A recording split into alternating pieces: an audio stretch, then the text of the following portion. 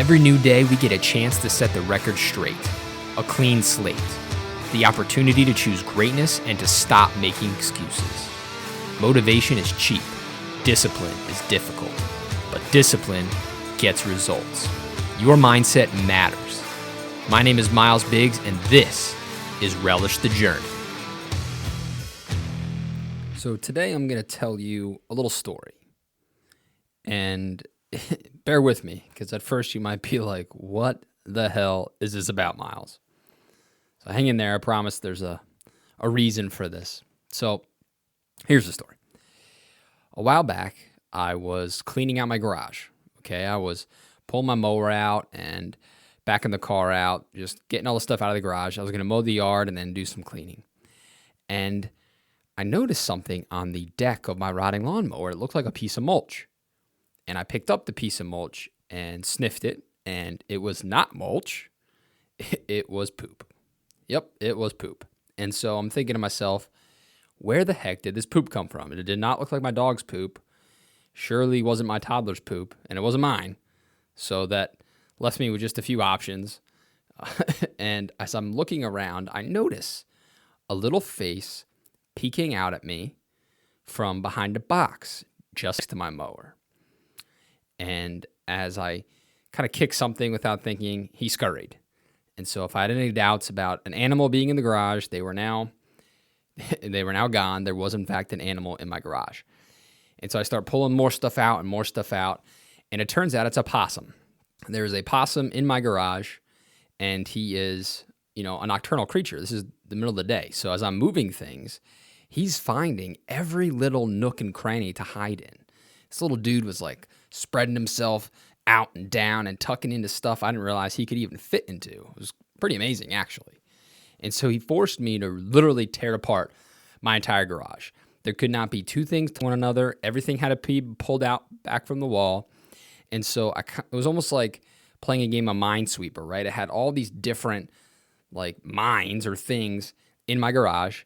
And then there I am, probably looked like an idiot to people driving by with a broom trying to chase this possum. And if you've ever had to square off against a possum, okay, they look freaking scary. Okay, this thing is, the hair on its back is prickling up. He's baring his teeth at me, and he would charge me every now and then while I'm trying to get him out. And so I'm making some progress. I'm getting him through to the open garage door. And all of a sudden, the door to the house opens, and I'm like, holy crap, this is the last thing I need right now, is for this possum to not just be my garage, but then to be in my house and under the couch, and it'd just be a mess. And it's my wife holding our toddler.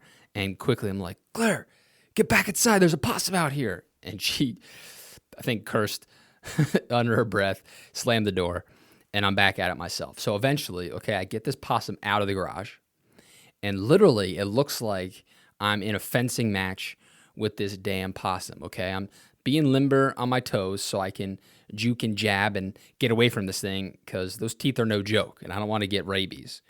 And I'm fighting him off, kind of pushing him in the face and the tail to get him out, and I get him across my front yard and into the street, and then there's sort of like a drainage ditch, right? It drops off right from the side of the road where there's some darkness, and so he hung out in there. So I'm feeling all proud and manly. I just squared off against Mother Nature and won. Me and this 10-pound possum, or wherever the little guy was. And I get back to the garage, and it looks ridiculous. There is stuff all over the place, knocked over, no rhyme or reason. And I'm like, okay, well, next step, I got to clean this garage. And it took me hours to really realize, okay, why is this even in the garage? This should be in the attic. This should be in the basement. This should be thrown away. This shouldn't be where it was before. I can put it back over here, make a better use of space. And what was a necessity to rip this garage apart to chase a possum out really became a really cool thing, because it allowed me to completely reorganize my garage, clean it out, and it looked beautiful when I was done. I had so much space, and it felt great. I felt better mentally, and then the physical space felt better. And then, of course, if you've been listening to this, right, you know that I'm a little bit weird. And so I immediately start taking this metaphor of a possum in my head and applying it to other things.